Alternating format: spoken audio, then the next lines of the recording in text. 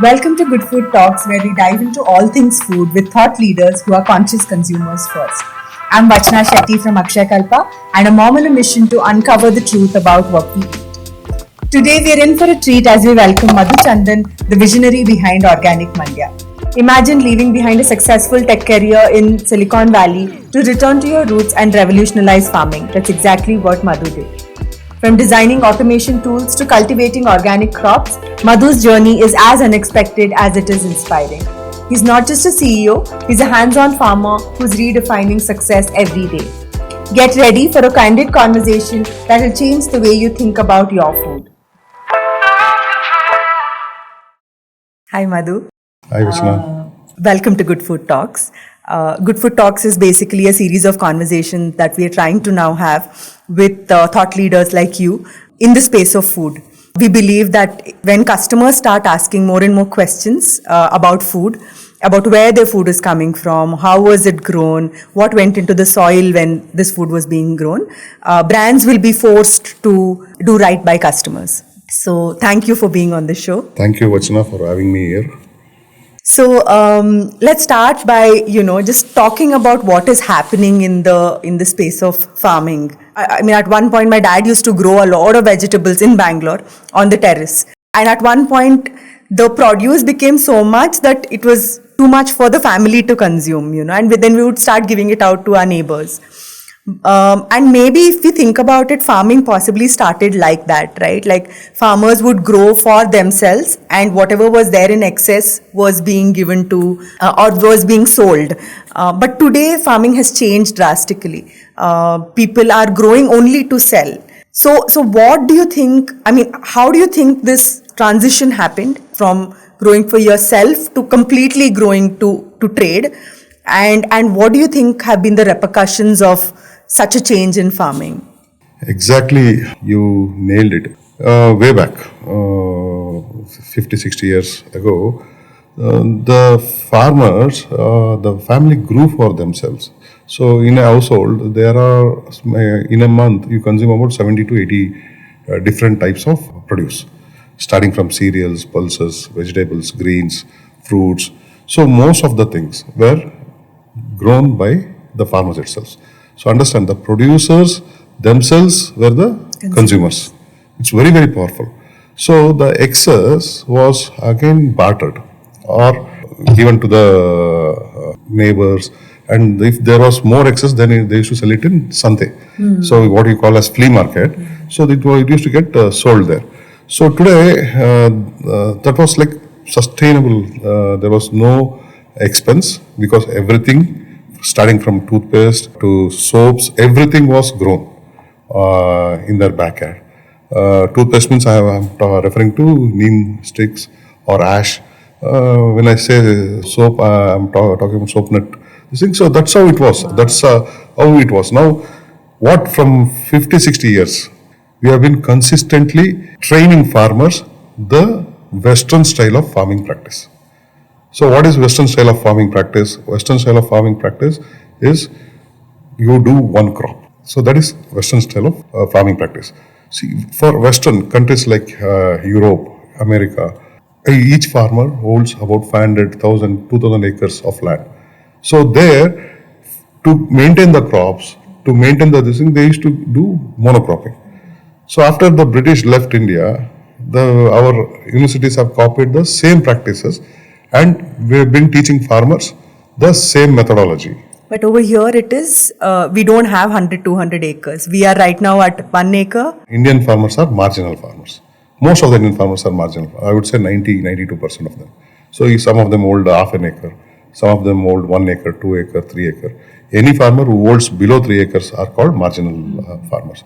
So this drastic shift has made farmers poorer. So 1 acre guy, see, they hardly earn about 1.5, 2,000 rupees per month. There is absolutely, you have seen, so the proof is the olden days farmers, they were sustainable. Very, very sustainable. That's why you can ask your grandmother, she had a lot of gold than your mother. So much of wealth they had. So wealth, not only wealth, health. So today's farmer is not healthy, one, and is not wealthy. My God. So the proof is, 90% plus farmers are under below poverty line. So government is giving them rice. So that is the proof. So the small shift from practice from that to this has made our farmers poorer. In Mandya, if you take, what does the farmer grow? Does he grow for himself? He grows sugar cane. Can he consume sugar cane? No. It has to go to the factory and come back as sugar. So that is the changes which has happened, and Indian agriculture is in a very, very pathetic state. You said something about the farmer was sustainable. Was it only from the point of view of wealth, or was even his farming sustainable? See, wealth, health, and the family life, everything was sustainable. For example, let's start from his morning routine. Morning, they brush their teeth, right, in urban. So, what did they use in olden days? Neem sticks. Neem maybe. stick. So Mango sticks. Mango leaves. Leaves, yeah. And yeah. the stem of the mango leaves, which comes in as tongue cleaner. We do that in our, like when I was a kid and I would go to my village, that was a common thing that. If you go to Mangalore and all, that's the practice. And some of them used ash to clean. Today, what we told them, whatever you are using is unhygienic. Use toothpaste with it. So what does today's toothpaste contain? It contains neem. They are advertised, right? Ash. We were already doing it free of cost. Now that the first thing in the morning, he was producing it for himself. We removed that and made him to start paying the money. The second thing will come, utensils washing. Mussy, they would call it. Mussy. Ash. Utensil washing. So they would have a lime juice they will make by plucking the lime from the backyard. So that limes used to be placed in the utensils washing area. They washed the utensils with it, and that lime was going into compost as a manure. It goes back. Yeah. That is called sustainability, right? So what did we do? Today's utensils washing detergent. Das Nimbu Power ka Shakti. What were we using? We are using the same thing. Wow. Why did you change?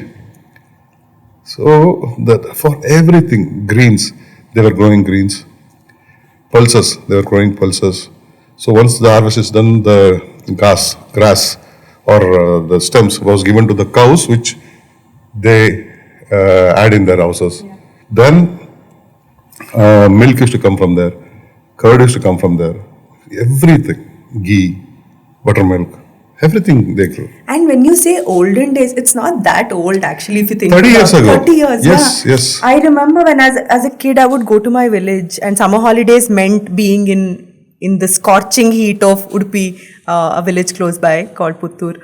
And everything in that village at that time, like when I now draw a comparison, there was nothing that would come from the store into that house. Almost everything was, you would make do with what was available. And our parents would send us, to be there for a month, 2 months. So I don't think they sent us with toothpaste and they didn't pack all of these things for us. And like you said, mango leaves or neem sticks became a part of our daily routine. I have seen, and you need to do your own work. So I would wash all the vessels whenever I hate it at that time as a kid, but it was all there. And now when I go there, it is so scary to see because all the FMCG brands have entered the smallest of villages in India, but they have not figured out how to do waste management in India.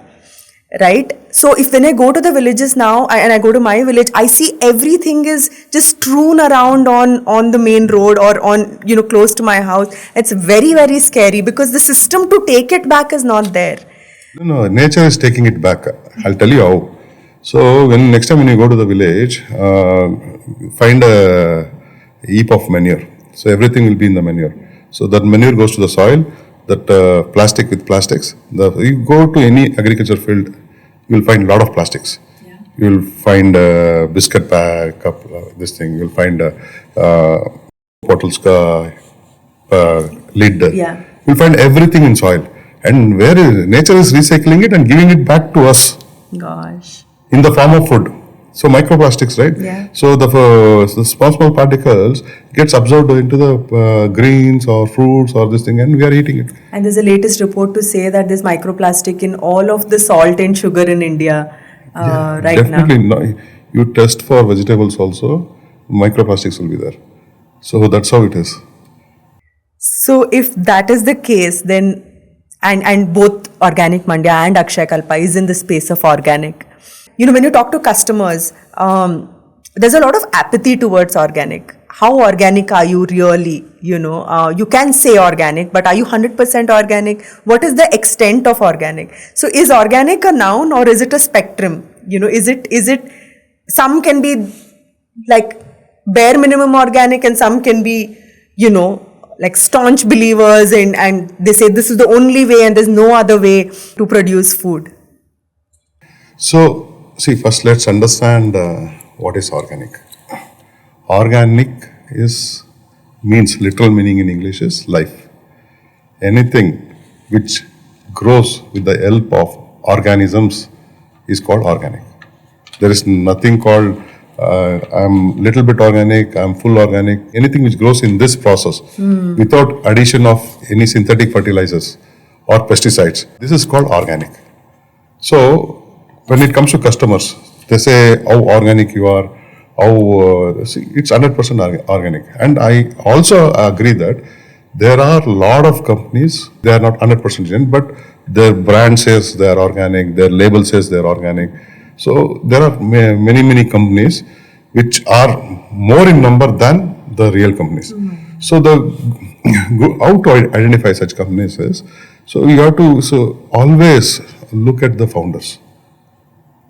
You have to watch, see what is the purpose of they starting this business, how are they living, so how do they communicate. So you can easily judge any person by talking to them or this thing. So if you believe the founders, then that's one of the way to identify whether the company is organic or not.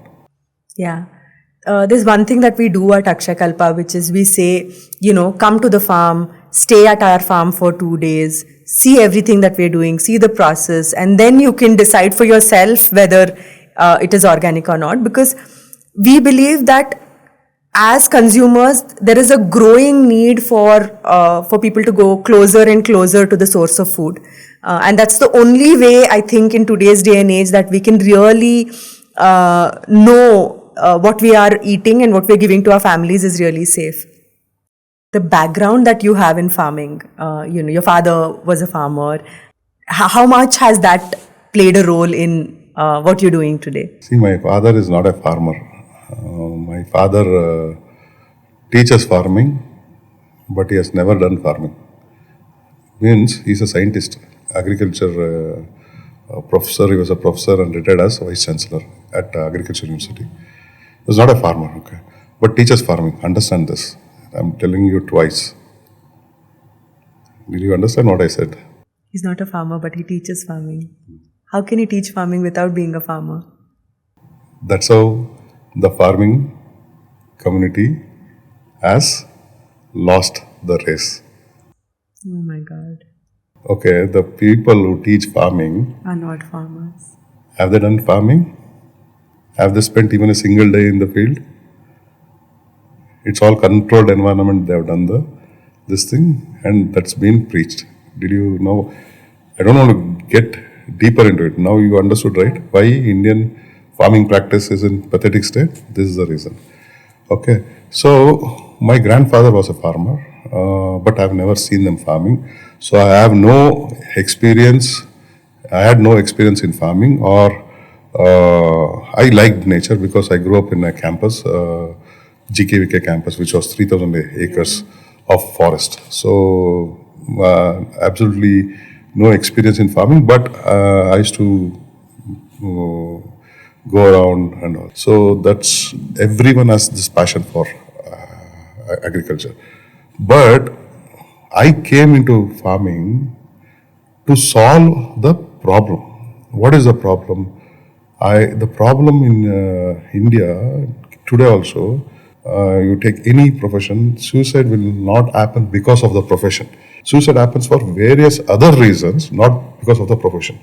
But farming is the only profession where suicide is directly linked to the profession.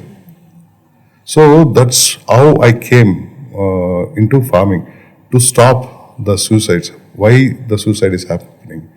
Earlier in my grandparents' time, suicides was not there. Now it is happening. It's rampant. So that kind of made me come into this journey. So that as an engineer, we are here to solve the problem. So if I become a farmer, the engineering and farmer will bring out some solution to our farmers and stop this. So that's how it all started. Was there a specific trigger? See, whenever I used to go to my grandparents' place in Mandya, in my summer holidays, my grandmothers, two of them were there, mom's mom and dad's mom. Like at that time, like she was like full with ornaments. Like it was like delight to see her also. She, while coming back, she used to give me 50 rupees and my brother 50 rupees. You know, my dad's salary at that time, so she used to give 100 rupees as a tip. My dad's salary was 300 rupees. 1/3 salary she was giving away. Pocket money. It's a pocket money, right? So that's how I have seen the farming. The truth is, whatever we are in the world, in this or in India, you take, whatever assets you see, whatever assets which was built 1947, before 1947, it was built by farmers. There was no profession back then where kings used to collect income tax from them. Farming was the only profession which used to give 33% tax. Now we boast, why should the farmers get subsidy? Why should? Was all thousands of years, those are the only people who paid 33% tax. Still, we are not paying 33%. We are at the cap of 30%, right? Yeah. So that was the only profession which paid. That is how the farming was. So what triggered me is, so I used to be here in Bangalore. My office business, everything was in US. I used to come here to Bangalore for meetings, right? So whenever I used to come, I used to go around in auto rickshaws. During 2013-14, Ola, Uber was not there. So I used to ask them, where are you from? I said, Mandya. Jameen ilva nimge? Don't you have farmland? They said, yes sir, I have 3 acres, 5 acres. One guy 12 acres, he said. ಮತ್ತೆ ಏನಕ್ಕೆ ಇಲ್ಲಿ auto ಓಡಿಸ್ತಿದ್ದೀರಾ?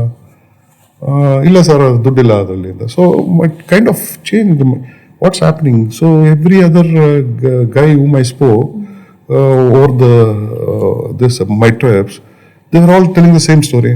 60% are from Mandya. Yeah. One of which, once upon a time, it was the richest district in India. So much of this thing. So youths are migrating. So this kind of made me rethink, what am I doing? Engineers should provide solution, not providing solution to ourselves, right?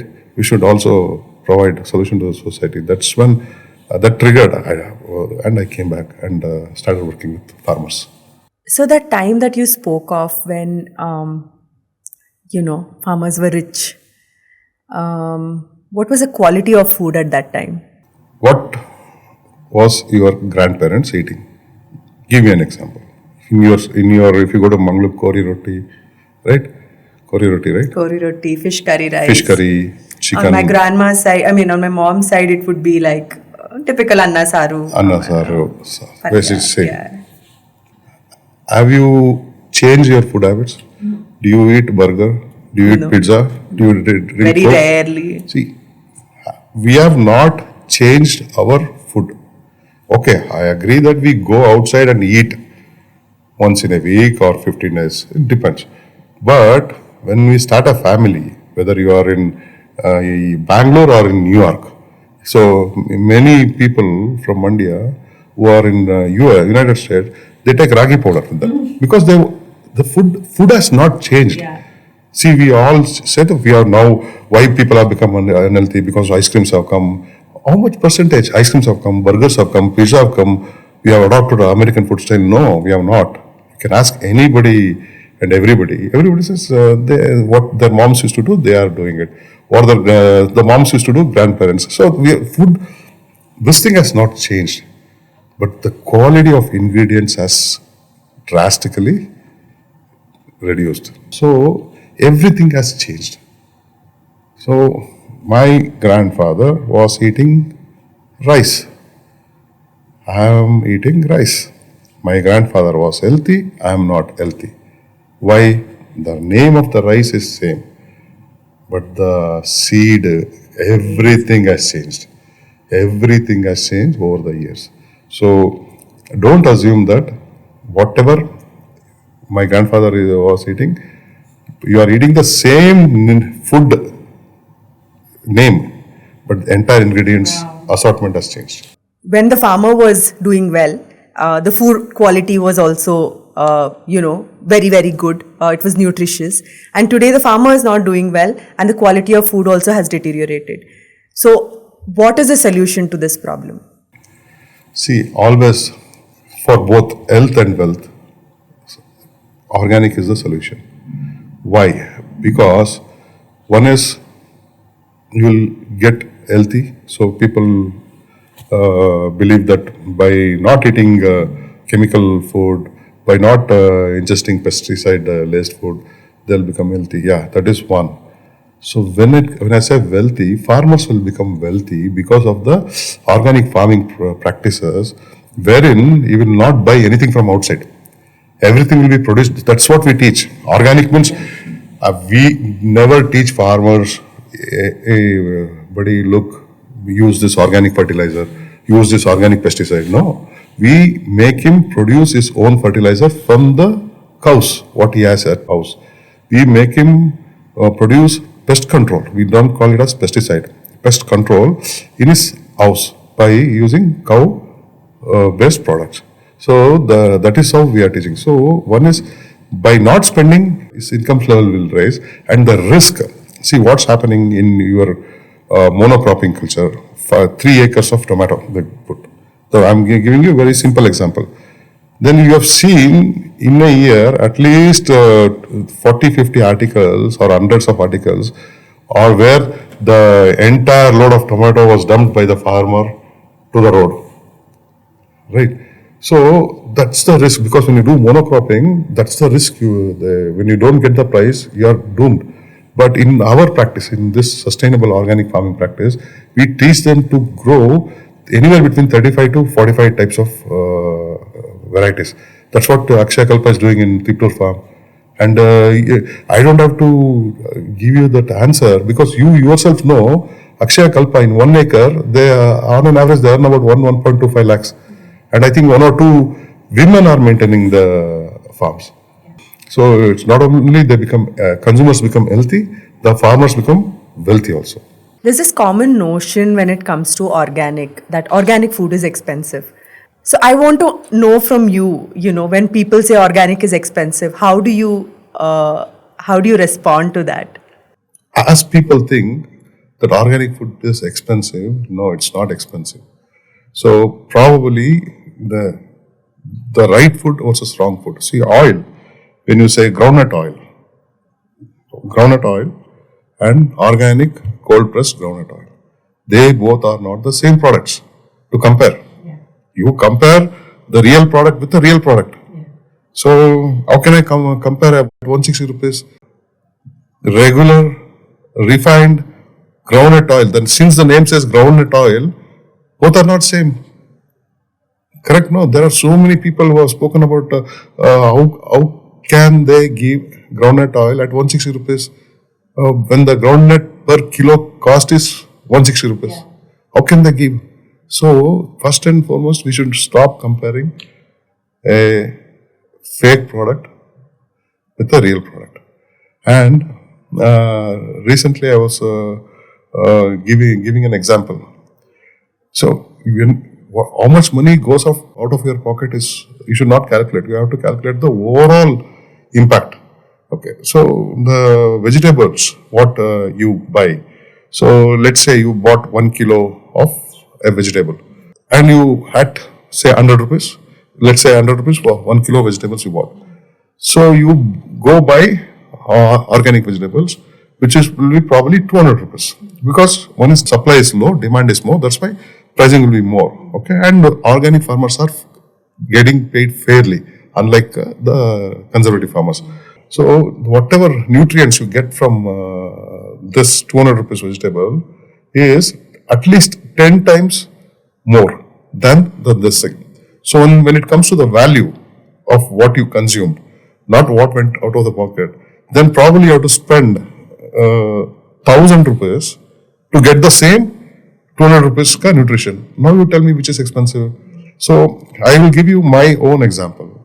From the day I switched to organic. So earlier I almost in every 3 months I used to fall sick. Then so it used to start from cough. Then it used to become infection, then fever. Then I used to go to doctor, antibiotics and all. So after I switched, that came down. Now I'm like, absolutely, I have not seen a doctor in past 7-8 years. Oh my God. I've not seen. So the money, what you spend there, see my internal body, I started developing resistance because of the good food, no chemicals, nothing, right? When you add all these things, which is expensive, the local this thing what you are buy, which is cheap, that is more expensive. Not only it's expensive, causes damage to your health in a significant way. So what is the future of food? The way the food industry is progressing, it is really worrying. So recently I saw a brochure. It says meatless chicken. So milk, milkless milk. It's getting. Oh my God, yeah. So forget about inorganic. The way the food is evolving is I don't know where it will go. So I think it's high time we educate people to eat the right thing. So I really have no clue where it will lead to. But with organizations like Organic Mandya, with Akshayakalpa, do you think change is possible? See, when I started in 2014, like nobody knew organic. Very handful of people, or not even elite. Only very few intellectuals knew what is organic. Okay, so but in 2024, it has grown because like people like Shashi, Akshayakalpa, Organic Mandya, we have educated not only farmers, we have educated consumers. So it has grown 10-20 fold by now. So we need more people like us who are selfless and educate. We have to keep educating customers so that they know the realities. The journey of evolution in your kitchen, how did you start and where is it today? See, I started to bring in change in the farmer's life. So what we were eating was totally junk. So now it is like we know we are very conscious. So most of the food what we eat doesn't have labels. So and most of the food what we eat comes from our gardens or from our stores. So it's way like we have become like our grandparents. The way they used to eat, cook, the same way we have become now. So when when as consumers we go to the supermarket, so much of what is available in the supermarket today has artificial colors, artificial sweeteners, preservatives. So in your opinion, what do you construe as junk food? Forget about artificial sweetener, sugar, acidity regulators. There are a lot of things, right? So all these things will be mentioned in the label, and if anybody reads, they can make out how much percentage of food does it end up in your diet. Like out of 100%, probably 3-4% is what the food you get labeled food, right? Rest, rice is not labeled. Yeah. Whatever you consume most, say South Indians consume rice the most. 60% as the diet is rice. 60%, 60, 65, 70%. Dosa, if you take dosa and all, is it labeled? No. So, what 97% or 96% of foods are not labeled. It should be labeled. It should be said. The label should read, this was grown using this pesticide. I've used synthetic potassium, synthetic nitrogen. That has to be labeled. Yeah.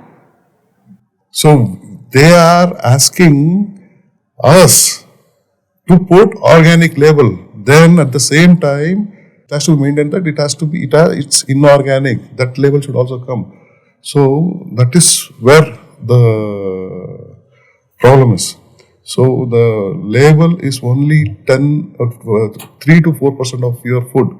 Rest of the food doesn't constitute of label. So government should get involved and start applying labels to the real food and the food what we eat. Yeah. No, it's so true. We, at Akshayakalpa, when we talk about the milk, we have like a long list of things that we say is not in the milk. Like we say, there's no antibiotics in the milk, there's no growth hormones, there's no stress hormone. And that list is very long. I think there are 9 nasties that we are, speaking of on the pack. And sometimes it can be so daunting, even as a marketer to, like, how do you keep putting this in front of people? But technically what I'm supposed to say is this is milk in its purest form, right? But the burden today is on the organic brands to say what is not in the products, and I think that's a beautiful point that you made, and not on the inorganic, brands which should ideally be saying what is in their product. See, they have to make this, because when we say, so we make paneer without acetic acid or citric acid, and it's labeled. The other guys who do paneer, they should say made out of citric acid, made out of acetic acid. It's not mandatory today.